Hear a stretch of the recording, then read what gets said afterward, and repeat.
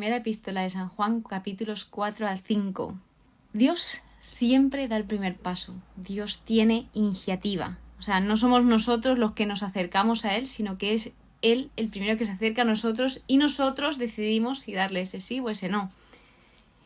Y ya no solo toma iniciativa ahí, sino que aquí hay algo que nos dice en estos 2 últimos capítulos, que es precioso, aparte de que, bueno, acaba a lo grande la carta, que también la empieza a lo grande, pero es que acaba de una forma insuperable, y es que nos da una de las definiciones más directas de Dios en la Biblia, que esa definición es que Dios es amor, y lo que os comentaba es que nosotros amamos porque Él nos amó primero. ¡Wow! Si nos vamos introduciendo en los capítulos, estábamos hablando de vivir como hijos de Dios. Hablamos en el episodio anterior de la primera condición, que era romper con el pecado, la segunda condición, que era guardar los mandamientos, sobre todo el de la caridad, y ahora nos adentramos en la tercera condición, que es guardarse de los anticristos y del mundo. Anticristo refiriéndose a los engañadores, a aquellos mentirosos. Comprobad si los espíritus son de Dios. Es nuestra responsabilidad discernir si una cosa viene de Dios o no. Y esto se sabe leyendo la palabra de Dios, indagando en las Escrituras. Es lo que nos comenta esta primera epístola de San Juan. Te enseña a discernir de una forma muy bonita, porque te dice, si alguien vive en las tinieblas, elige vivir en las tinieblas y te dice que ama a Dios, esto es mentira, porque ¿cómo va a amar a Dios viviendo en las tinieblas? Porque las tinieblas es lo contrario a la luz, que Dios es luz. Entonces no tiene ningún sentido que se ame en las tinieblas. Luego, por ejemplo, alguien que odia a su hermano, que eso lo vamos a ver, ese no es de Dios, porque Dios es amor, Dios no odia. Entonces, ¿cómo Dios te va a llevar al odio? Nunca te va a llevar Dios al odio, por Dios. Entonces eso es falso. Así que comprobad si los espíritus son de Dios. Cuidado con los falsos profetas, siempre advirtiendo. Es que me parece impresionante toda la falsedad que había y todo el engaño, todas las mentiras que sigue habiendo, obviamente, porque al final la vida va pasando, los años van pasando, que sí, la cultura cambia, pero las personas siguen siendo igual que toda la vida. Es como el otro día hablaba con una amiga, nos preguntó, ¿y cómo reaccionaríais si nos dijesen que Jesús está aquí en persona como vino hace 2000 años? O sea, ¿vosotras creéis que la gente lo creería? Y digo, pasaría lo mismo que hace 2000 años, porque él vino y los que lo tuvieron que creer lo creyeron, pero los que no lo creyeron y lo tenían enfrente. Es más, lo crucificaron. Entonces, siempre va a ser de la misma manera. Por mucho que te digan, no, pues yo si lo veo me lo creo. Pues no, si ya de por sí no lo crees, por mucho que lo veas no lo vas a seguir creyendo. Entonces, habla de que el anticristo ya está en el mundo. Sin embargo, dice que ya se han vencido a los anticristos, pues el que está en vosotros es más que el que está en el mundo, que este es el anticristo. Nosotros somos de Dios. El que conoce a Dios nos escucha. El que no es de Dios no nos escucha. En esto podemos reconocer el espíritu de la verdad y del error. Qué bonito cómo Juan va explicando poquito a poquito a Dios y también esa forma de discernir. Te muestra quién es Dios y quién no es Dios. Y esto va muy bien, sobre todo para las personas que podemos dudar en algún punto de nuestra vida. En este contexto histórico estaban en un momento muy crítico. Eran los primeros años cristianos, habían muchas crisis, también eran muy perseguidos, porque era como algo que las personas les explotaba la cabeza. O sea, eran cosas que no tenían sentido. Amar al que te odia, amar al prójimo como a ti mismo, darte a los demás. O sea, ¿cómo puede ser eso?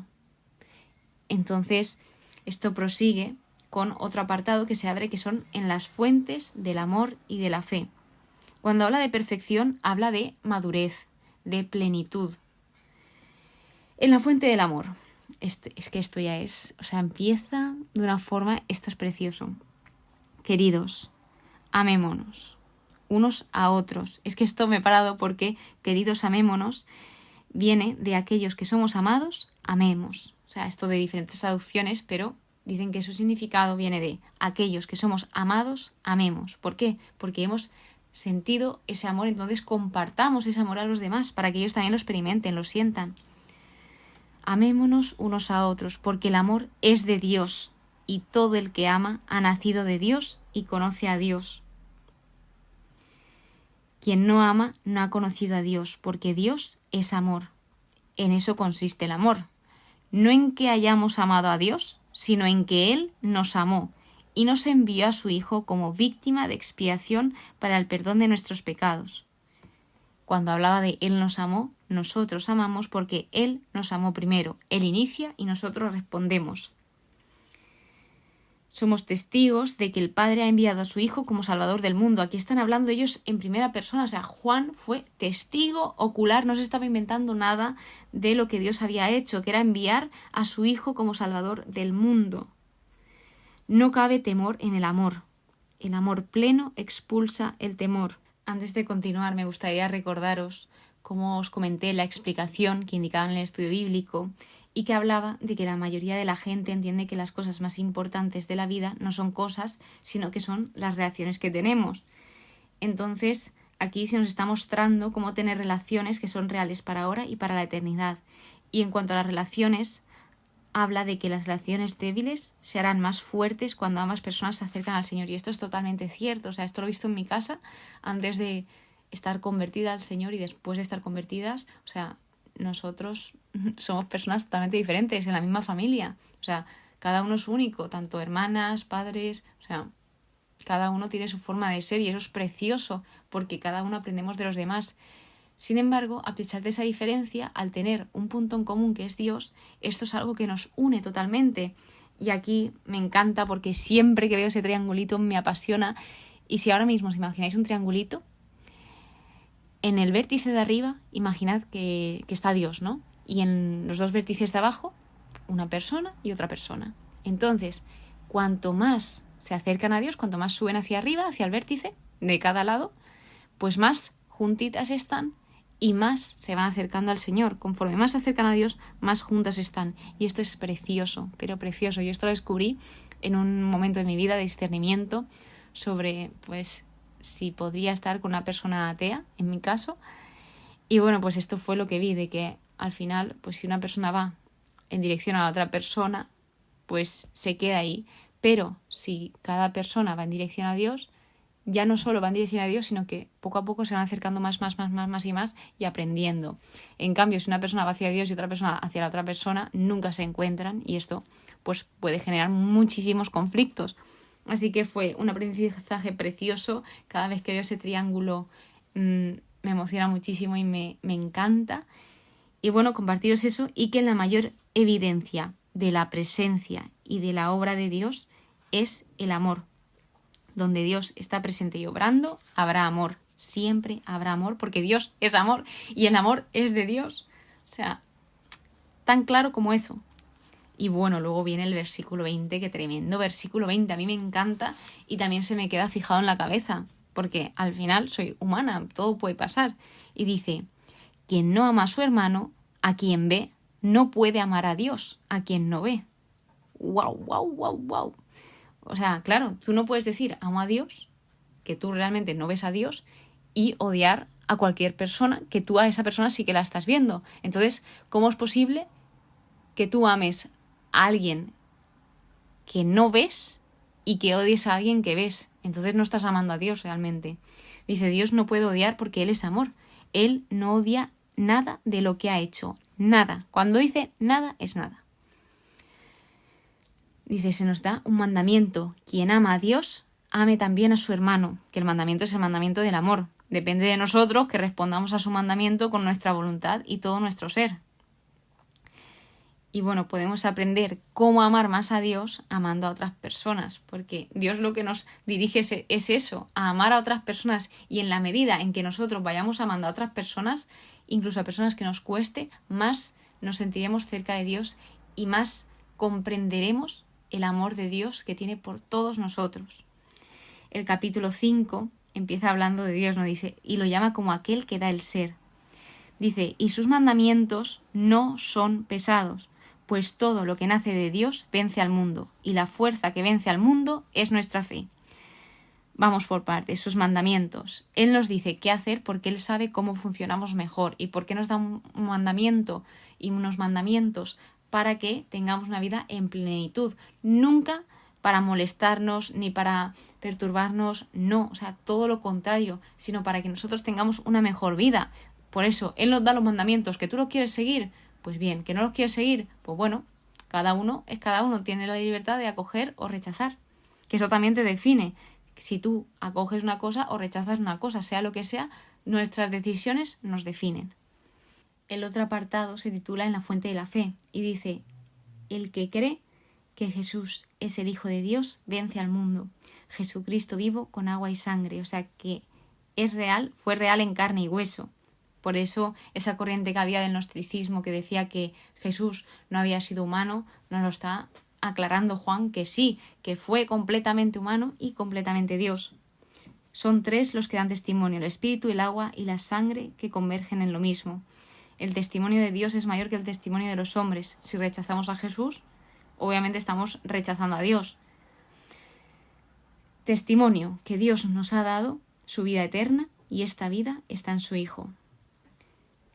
Y lo que Juan quería que se diese en cuenta era que todos nosotros tenemos la vida eterna, que es la promesa que Dios nos hizo. Adiciones. La oración por los pecados. Esta es la confianza plena que tenemos en Él, que si le pedimos algo conforme a su voluntad, seguro que nos escucha. Y esto nos lleva a tener la seguridad de que Dios nos oye, Dios tiene interés por ti, por tu vida, Dios quiere saber lo que tú quieres, a pesar de que Él lo sepa, Él te quiere escuchar, Él quiere que tú se lo cuentes, como con cualquier persona, Él quiere tener una relación contigo y alinear nuestra voluntad a la suya. También algo que le encanta a Dios es que le recordemos sus promesas, que esto es algo que aún me cuesta entender, que aprendí hace mucho tiempo y al final, no sé, es algo que sé que le gusta, que le recuerden sus promesas. ¿Por qué? Pues aún no lo he descubierto, pero ahí estamos.